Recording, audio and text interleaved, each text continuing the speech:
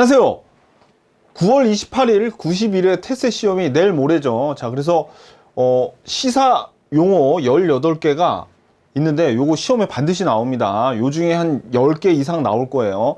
출처는 테스트이고요. 저희 카페에도 요 18개 용어가 있으니까 다운받아서 요 강의를 들으세요. 자, 그럼 첫 번째, 풍선 효과. 풍선이란 게 이런 거죠. 풍선 이렇게 있을 때 여기 한 군데를 꾹 누르면 나머지가 불룩불룩 튀어나오잖아요. 이런 것처럼, 자, 풍선의 한 곳을 누르면 다른 곳이 부풀어 오르는 것처럼, 자, 밑줄 어떤 부분에서 문제를 해결하려고 해결책을 내놨는데 그거는 해결될지 모르지만 요거 때문에 다른 데서 문제가 생기는 거예요. 그래서 또 다른 부분에서 문제가 생겨나는 현상이죠. 요거. 그러니까 정의가 제일 중요합니다. 정의를 외우면은 시험에서는 다 맞아요. 다 맞아요. 그래서 첫 문장이 제일 중요해요. 일반적으로. 나머지는 그냥 저랑 한번 읽어보자고요. 최근 금융당국이 가계부채 급증을 억제하기 위해서 주요 시중은행권에만 주택담보대출을 규제했더니 돈을 다른 데서 빌려 제2금융권에서 빌려가지고 오히려 대출 규모가 늘어나는 이런 현상, 대출 규모를 줄이려고 해결책을 내놨는데 엉뚱하게 다른 데서 터져가지고 대출 규모가 더 늘어났대요. 풍선 효과입니다. 풍선 효과. 정의를 알아야 돼요. 자, 그 다음에 잭슨홀 미팅. 잭슨홀 미팅은, 자, 읽어볼게요. 미국 지역 12개 연방준비은행 중에, 미국은 덩치가 크기 때문에 우리나라에는 한국은행이 하나 있잖아요. 네, 미국은 한국은행격인 은행이 12개가 있어요. 그래가지고, 페드에서 이제 그걸 다 관리를 하는데, 자, 아무튼 보자고요. 연방준비은행 중 하나인 캔자스시티 연방은행이 매년 8월 주요국 중앙은행 총재와 경제 전문가를 와이오밍주 해발 2100m 고지대 휴양지인 잭슨홀에 초청해서 개최하는, 아이고 힘들어. 길게 읽었는데 잭슨홀 미팅이죠. 그럼 여기에서 뭐가 중요하겠어요? 그렇지. 휴양지인 잭슨홀에 초청을 했대. 누구? 주요국의 중앙은행 총재와 경제 전문가들. 얘네들을 휴양지인 잭슨홀에 초청했으니까 잭슨홀 미팅이겠죠? 잭슨홀에 초청해서, 자, 요거 연례 경제 정책 심포지엄이야. 요거. 그러니까 잭슨홀 미팅이 뭐예요? 라고 물어보면 미국의 한국은행격인 연방준비은행 중 하나인 곳에서, 그죠? 잭슨홀에 그 동네의 잭슨홀에서 주요국 중앙 총재들하고 경제 전문가들 모여서 서로 심포지엄을 한대요. 이게 잭슨홀 미팅입니다. 그래서 이때 이 잭슨홀 미팅에서 제롬 파월이 이제 통화 정책을 조정할 시기가 도래했다. 금리를 이제 좀 낮춰야겠다. 그런 의미로 얘기를 했었죠. 그래서 9월 금리 인하에 대한 강력한 신호를 보내면서 비둘기파, 요 비둘기파는 금리를 낮춰가지고 돈을 많이 풀자는 거고, 요 반대말이 매파입니다. 우리 시험에 되게 자주 나와요. 매파하고 비둘기파하고 요 반대 용어라는 거, 요것도 아셔야 됩니다. 오케이. 요게 잭슨홀 미팅이에요. 자, 그러니까 여러분들이 요 길지만 중요한 내용은 여기 두 줄이 다 있어. 요거를 알아야 돼. 자, 그 다음에, 자, 회색 코뿔소. 회색 코뿔소는 어떤 경제 위기 등이 있는데, 경제 위기가 계속 큰 위기가 올 것 같아. 근데 마땅한 해결책이 없어서 그냥 보고만 있는 거를 회색 코뿔소라 그럽니다. 이거하고 반대 개념이 블랙 스완이라고, 갑작스러운 어떤 위기가 닥쳤을 때 그걸 블랙 스완이라 그래요. 요거하고 반대적인 개념이에요. 자, 밑줄. 지속적인 경고로 충분히 예상할 수 있지만 쉽게 간과하는 위험 요인을 말한대요. 자, 나머지는 읽어볼게요. 덩치가 큰 코뿔소는 멀리서도 눈에 잘 띄며 진동만으로도 움직임을 느낄 수 있는데, 정작 두려움 때문에 아무것도 하지 못하거나 대처 방법을 알지 못해 일부러 무시하다가 큰 위험에 직면한 상황을 의미한다. 뭐 별로 중요하지도 않아. 이거는 읽었지만 괜히 힘만 뺐네. 중요한 단어라고는 하나도 없어. 자, 그러니까 이 첫 번째 문장이 중요하고, 미셸 부커 세계 정책 연구소 소장이 다보스 포럼에서 처음 발표했대요. 왜 자꾸 이렇게 쓸데없는 걸 발표하냐고. 자, 아무튼 시험에 엄청 잘 나옵니다. 요 회색 코뿔소 알아두세요. 자, 그 다음에 기업형 벤처 캐피탈. 요거는 회사 법인이 재무적 이익과 전략적 목적을 가지고 벤처 기업체에 투자하기 위해 투자한 벤처 캐피탈인데, 원래 벤처 캐피탈이 뭐 하는 데냐면, 벤처 캐피탈이 벤처 기업, 그러니까 처음 시작하는 중소기업들한테 돈 대줘가지고 얘네들을 키우려는 게 벤처 캐피탈이에요. 얘네들. 그러니까 벤처 캐피탈이라는 거는 그러니까 스타트업 기업이라고 하죠. 그럼 처음 시작하는 중소기업들한테 돈을 줘서 얘네를 육성하는 그런 게 원래 벤처 캐피탈인데, 이 벤처 캐피탈을 회사 법인이라고 여기 나왔는데 사실은 대기업 정도로 해석하시면 좋습니다. 대기업에서 벤처 캐피탈을 조성한 거야. 그걸 우리가 CVC라고 하는 거죠. 요 코퍼레이션, 기업에서 요 벤처 캐피탈을 조성해서 얘네들이 투자를, 원래 벤처 캐피탈이 요 조그만 회사, 가능성이 있는 회사에 이렇게 투자를 하잖아요. 근데 얘네들은 자기 모기업이 있죠. 돈 대주는 모기업 있잖아. 이 모기업하고 관련돼 있는 애들을 주로 키워요. 전략적으로. 그리고 얘네들이 이익이면 이 재무적으로도 이익이 나겠죠. 그래서 재무적인 이익과 요 전략적 목적, 특히 요 CVC에 돈 대주고 있는 큰 대기업들, 요런 놈들, 요 회사와 연계가 돼 있다거나, 아니면 얘네들 좀 키워가지고 합병해가지고 일로 써먹으면 괜찮겠다, 이런 애들을 키워주는 겁니다. 요거. 자, 그러니까 요거예요. 다시, 회사 법인이 재무적 이익과 전략적 목적을 가지고 벤처기업체에 투자한대. 요거. 자, 창업기업에 자금을 투자하고 모기업, 여기서 모기업이 여기 지금 돈 대주는 거죠. 모기업에 인프라를 제공해 창업기업이 성장 기반을 마련하도록 요런 것까지 지원하고, 모기업의 사업 포트폴리오에 보탬이 되도록 투자 포트폴리오를 짠다는 점에서 일반적인 벤처 캐피탈과 다르대요. 이거 무슨 얘기인지 아시겠죠? 여기서 모기업의 사업 포트폴리오에 보탬이 되도록 투자 포트폴리오를 짠다는, 이게 뭘 의미하는 거예요? 그렇지, 얘가 모기업에 도움이 되는 애들한테만 거의 돈 대준다 이거야. 이게 어렵게 얘기하냐고. 투자 포트폴리오가 뭐야. 자, 아무튼 쓸데없이 어렵게 얘기하려고 그래가지고 웃깁니다. 가끔 이런 표현 막 쓰는 거 보면 그냥 그 회사에 돈 대준다 그러면 되지. 자, 볼게요. 그 다음에 유니콘, 데카콘, 헥토콘. 이것도 시험에 되게 잘 나오는데, 봐봐요. 이거는 그냥 금액만 외우면 돼. 유니콘이 10억, 데카콘이 100억, 헥토콘이 1000억. 달러야, 달러. 원이 아닙니다. 달러라고. 그냥 이거만 외우시면 됩니다. 요거. 자, 요거. 그런데 봐봐요. 아직 비상장 그러니까 스타트업 기업, 지금 시작을 했는데 갑자기 엄청난 가치를 가지고 있는 그런 기업들이에요. 시작하자마자 엄청난 가치를 지니고 있는 기업들, 그런 기업들이지. 요런들. 자, 그래서 유니콘은 10억, 데카콘은 요거의 10배라는 의미, 그 유니콘의 10배라는 의미고, 요건 100배라는 의미니까 10억, 100억, 1000억. 정확하게 외우세요. 이거 1억, 10억, 100억으로 오해하시면 안 돼. 금액이 중요합니다. 그리고 원이에요, 달러예요. 달러라고. 10억 달러, 100억 달러, 1000억 달러. 아셨죠? 단위가 달러입니다. 달러. 자, 요거.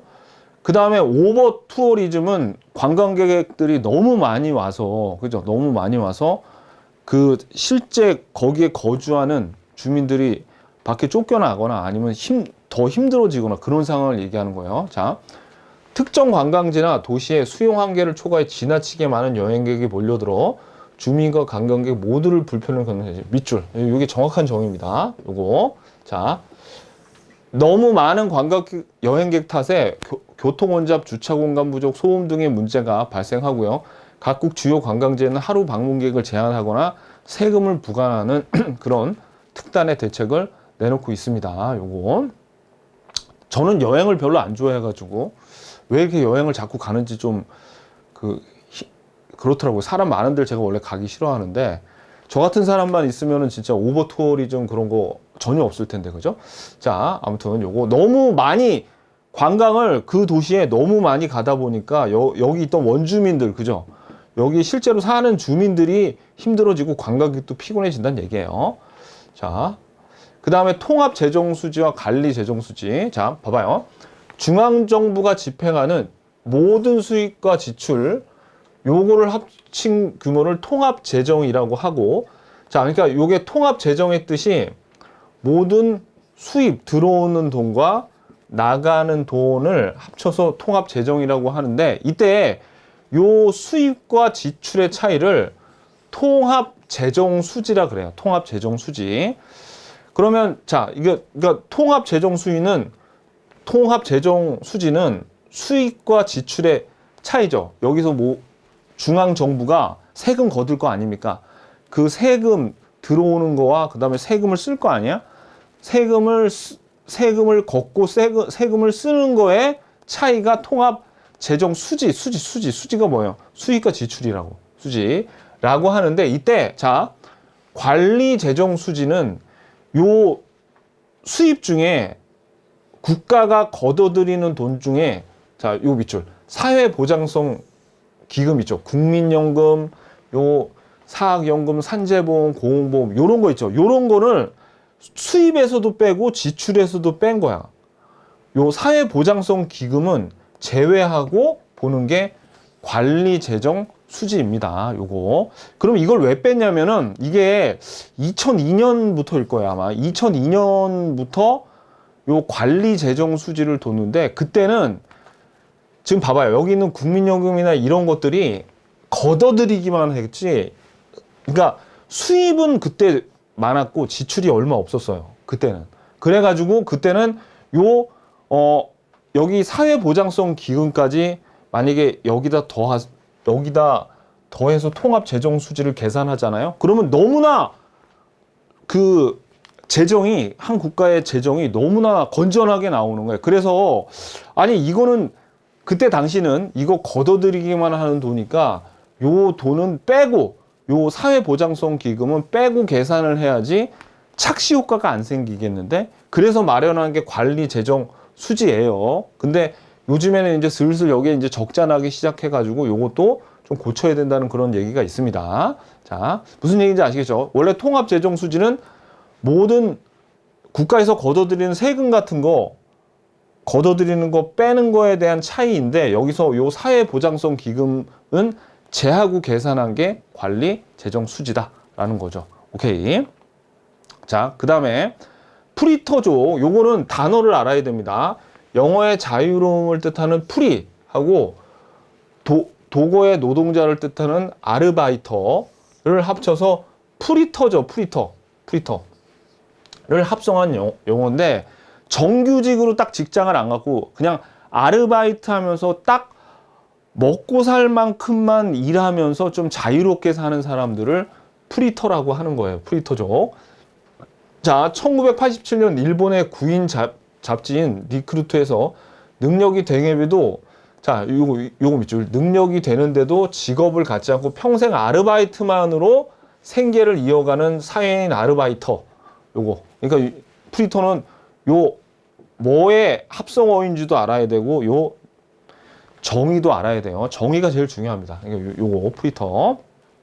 자, 그 다음에 그린오션. 그린오션은, 자, 밑줄, 환경 분야에서 신흥시장을 창출하자는 새로운 경영 패러다임이라서, 여기도 그린오션은 저탄소 녹색 성장을 전략으로 적극 활용한대요.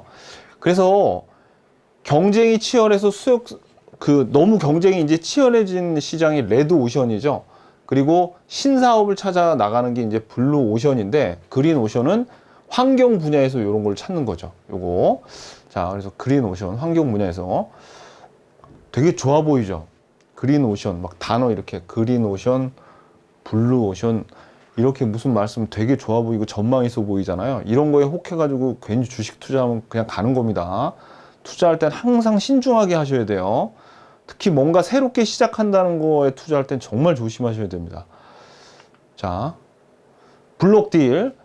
주식을 대량으로 보유한, 자, 이것도 밑줄, 주식을 대량으로 보유한 매도자가 사전에 매도 물량을 인수할 매수자를 구해 시장에 영향이 미치지 않도록 장이 끝난 이후 지분을 넘기는 거래래요. 근데 이거의 단점은 장 중에는 주가 급락을 피할 수 있으나 다음날 주가가 하락할 확률이 높다는 거죠. 그 주식 개장 시간에 매도 물량이 너무 많이 있으면 주가가 하락할까봐 요거를 인수할 매수자하고 서로 이제 매수할 사람을 구해 가지고 이 대량의 물량을 파는 거죠.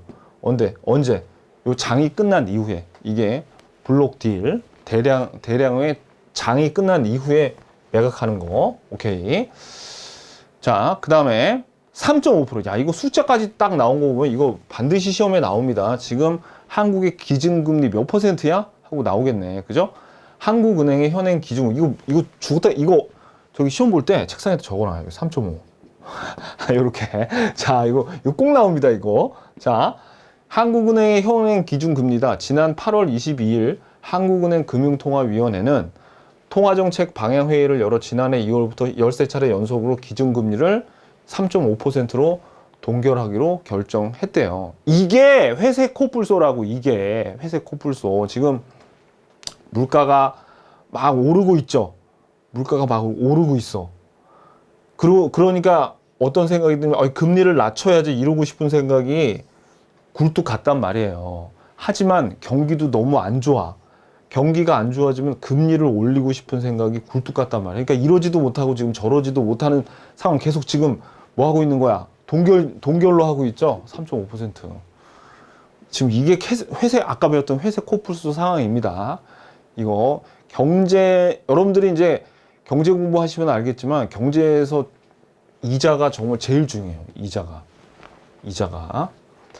자, 그 다음에 피벗은 여러분들 피벗 플레이라고 농구할 때 보면 이렇게 딱 했다가 그 농구에서 한쪽 발을 뛰면은 그게 워킹 바이오레이션인가 더블 드리블은 아니고 제가 알기로는 워킹인가 더블 드리블인가 뭐 그런데 이렇게 한쪽 발은 붙이고 나서 공 딱 잡고 이렇게 움직이거든요. 이렇게 움직이는 걸 피벗 플레이라 그래요. 그래서 이건 뭐를 얘기하면 운동 경기에서 한 발을 축으로 삼아 방향을 바꾸는 건데 경제 분야에서는 자, 이거 밑줄 보세요. 중앙은행의 통화정책 전환을 가리켜요. 통화정책을 만약에 통화정책에서 긴축했다 그러면 이자 올리는 겁니다. 이자율을 올리는 건데 자, 여기서 완화 정책을 펼쳤다 그러면 이자율을 낮추는 거예요. 요거. 자, 그래서 통화정책의 전환이에요. 통화정책 전환. 뭐가? 피벗. 미국 중앙은행은 18일 9월 연방 공개 이게 FOMC 이거 제가 시험 끝나고 요 페드하고 제가 FOMC 요거 강의 찍어 놓은 게 있거든요. 예전에 그거 보세요. 거기 보면 자세하게 제가 볼 땐 대한민국에서 제일 쉽게 잘 설명한 것 같은데 그거 시험 끝나고 보세요. 시험 끝나고. 자, 정례 회의를 열고 기준금리를 기존 여기로 지금 이거 0.5%로 낮췄거든요.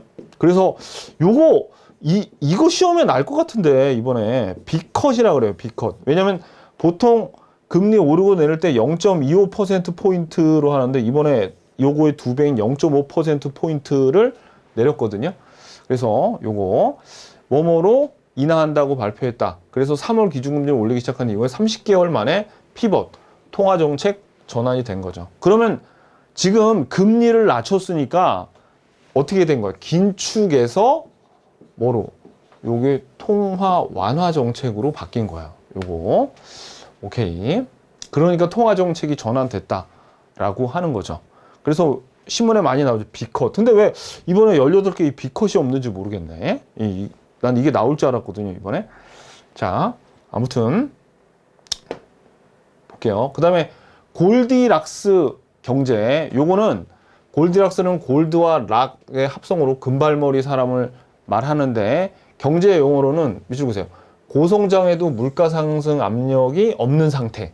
그러니까 아주 좋은 상태예요. 좋은 상태. 원래는 이렇게 경제가 성장을 하면 물가가 올라가지고 상당히 애를 먹이는데 성장한데도 물가 상승 압력이 없는 상태래요. 자, 그래서 골디락스는 영국의 전래동화의 골디락스와 곰새마리에 나오는 여자 소녀 이름인데 금발머리 소녀 골디락스는 어느 날 숲속에서 곰이 끓여놓고 나간 뜨거운 수프, 차가운 수프, 적당한 수프 중 적당한 온도의 수프로 배를 채우고 기뻐하는데 골디락스 경제는 바로 이 말에서 유래돼서 뜨겁지도 차갑지도 않은, 얘가 지금 스프 중에 어떤 거 적당한 스프를 먹었잖아. 그죠?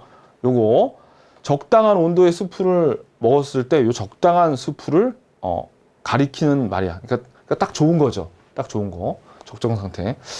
뭐 경제 용어로 따지면 뭐 적당한 평형 상태? 뭐 그런 상태로 봐도 되는데. 자, 아무튼 자, 뜨겁지 차갑지도 않고 건실하게 성장하고 있는, 자, 그러니까 중요한 거는 골디락스 막 많이 나오는데 다 헛소리고 고성장에서 물가 상승 압력이 없는 상태이면서 어떠냐면 건실하게 성장하고 있는 이상적인 경제 상황. 딱 요거 두 개만 알면 됩니다. 요거에 그냥 동화에서 이게 나왔구나. 이제 그런 내용하고.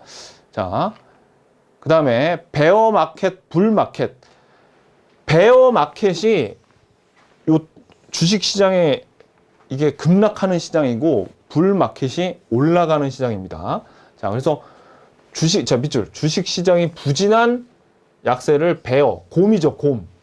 그 다음에 하락장을 그래서 곰에 비유한데, 주식 시장이 상승하거나 강세장은 황소에 비교해요, 황소에. 여러 가지 설이 있습니다. 뭐 베어 마켓, 불 마켓 여러 가지 설이 있는데, 그나마 그래도 좀 제가 보기에는 조금 우리 시험에 도움이 될 만한, 딱 한 번에 외워지는 그 이유가, 이거 여러 가지 헛소리들이 많아요. 이 썰에 대해서. 근데 시험에 도움을 드리자면, 불 마켓은, 자, 봐봐요. 소는 이렇게 뭐 들이받을 때 이렇게 들어 올리잖아. 이렇게 머리를 들어가지고 올리죠. 그리고 곰은 발톱을 이렇게 뭘 할 때 이렇게 핥히는데 위에서 아래로 내려가잖아. 그래서 곰은 내려간다고. 근데 이 소는 올리잖아요. 뿔로 들이받을 때는. 거기에서 유래했다 그럽니다. 그러니까 연상이 되니까 헷갈리지 않겠죠. 시험에는 어떻게 내겠어? 약세장은 황소, 강세장은 곰. 이렇게 낼 거 아닙니까? 그러니까 이거 곰은 위에서 아래로 내리고, 그죠? 그 황소는 아래에서 위로 올린다. 그렇게 해서 연상으로 이걸 기억을 하셔야 돼요. 베어마켓, 불마켓. 자, 그 다음에 클러스터. 요거는, 자, 요 밑줄. 특정 지역에 상호 연관관계가 높은 다수 기업과 기관이 모여있는 산업단지. 요거 산업단지를 의미합니다. 연관성이 있는 기업들이 밀집한 산업단지. 그래서 클러스터 내 기업은 상호작용을 통해 사업을 진행하고 기술 개발과 부품 조달, 인력과 정보 교류 등에서 개별 기업의 단순 합계를 넘는 시너지와 외부 효과를 발휘한다. 이런 장점들이 있죠. 요 시너지와 외부 효과를 발휘하는 그런 장점이 있다는 거죠. 뭐 어떻게 보면 당연한 거죠. 그죠? 자, 그 다음에 블랙 먼데이. 썬데이도 아니고 무슨 튜스데이도 아니고 먼데이입니다. 먼데이. 자, 87년 10월 19일 미국 뉴욕 다우존스 지수가 전일 4시 22.6% 대폭락해서 세계를 경악시킨 사건인데, 그날이 월요일이었기 때문에 블랙 먼데이라는데, 이게 왜 지금 하필 일본 시험에 나왔냐면, 우리 7월 말에 한번 월요일날 주식 한번 대폭락한 적이 있거든요. 7월 말인가 8월 초인가. 그때 요때를 비유해서 블랙 먼데이라고 그랬어요. 블랙 먼데이. 요거 87년에 이런 큰 일이 일어났대. 그러면 대폭락이 있었던 말이구나. 여러분들 그냥 87년만 기억하세요. 다른 거 뭐 뻔하잖아. 미국에서 주식 떨어진 거. 그죠? 그래서 이번에 근데 이번에 있었던 블랙 먼데이가 그 엔캐리 트레이드 때문이라는, 이게 원인이라는 그런 내용, 그런 발표도 많았습니다. 그걸 그래서 제가 이번에 금융 용어에서 한번 얘기를 했는데, 시험 보고 나서 보세요. 시험 보고 나서. 얼마 전에 제가 엔캐리 트레이드 자금에 대해서 좀 올린 게 있는데, 시험 보고 나서, 지금 보지 말고. 지금 우리는 블랙 먼데이. 1987년에 미국 주식 한번 확 떨어졌구나. 근데 그날이 월요일이어서 블랙 먼데이라고 부르는구나. 그럼 이거 블랙 썬데이로 속이거나 뭐 하겠죠. 금요일로 속이거나 목요일로 속이거나 조심하셔야 돼. 요거 먼데이입니다. 먼데이. 더 유명한 날이 있긴 한데, 제가 괜히 그거 얘기했다가 여러분들이 요거랑 그거랑 헷갈릴까봐, 대공황 때도 엄청난 날이 있는데 그때는 월요일이 아니었거든요. 근데 그건 나중에 지금 얘기 안 할게요. 괜히 헷갈려. 그 얘기를 했다가 무슨 월요일이었나 뭐 목요일이었나 금요일이었나 뭐 헷갈리거든요. 아무튼지 간에 뭐예요? 목요일이에요. 우리는 목요일을 기억해야 돼. 블랙 먼데이. 다른 날로 속여도 속으면 안 됩니다, 여러분들. 은근히 이런 게 시험 때 잘 기억 안 난단 말이에요. 요거 쉽다고 보고 넘어갔던 거. 월요일이에요, 화요일이에요, 수요일이에요. 월요일이라니까 먼데이. 오케이.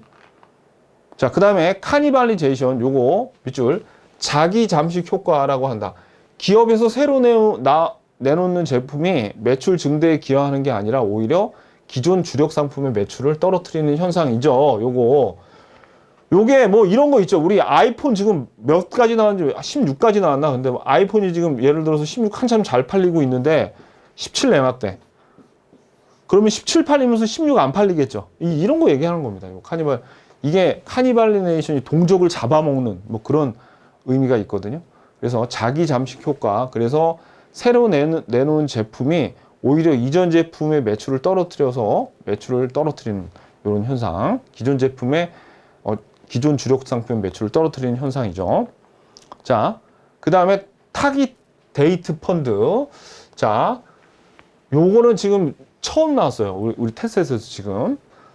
자, 투자자의 은퇴 밑줄. 투자자의 은퇴 시기에 맞춰 주식과 채권 등의 비중을 조절해 운용하는 펀드예요. 그래서 투자자의 생애 중에 맞춰서 글로벌 자산 배분과 함께 주기적인 포트폴리오를 재조정, 리밸런싱이 이루어진대요. 그러니까 이런 거죠. 요 펀드에 넣어놓으면 만약에 투자한 사람이 점점 나이가 들어서 은퇴 시기가 가까우면 주식이랑 채권의 비중 중에서 안전한 채권 쪽으로도 비중이 커진다던가 그렇게 조정을 한다는 얘기입니다. 아셨죠? 오케이, 됐습니다.